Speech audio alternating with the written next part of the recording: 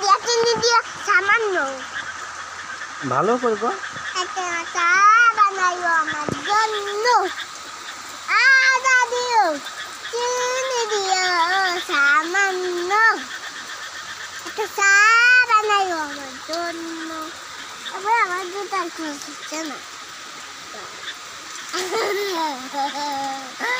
একটা চা বানাইও আমার জন্য আদা দিও চিনি দিও সামান্য একটা চা বানাইও আমার জন্য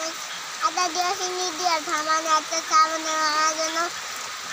আদা দিও চিনি দিও সামান্য হ্যাঁ রে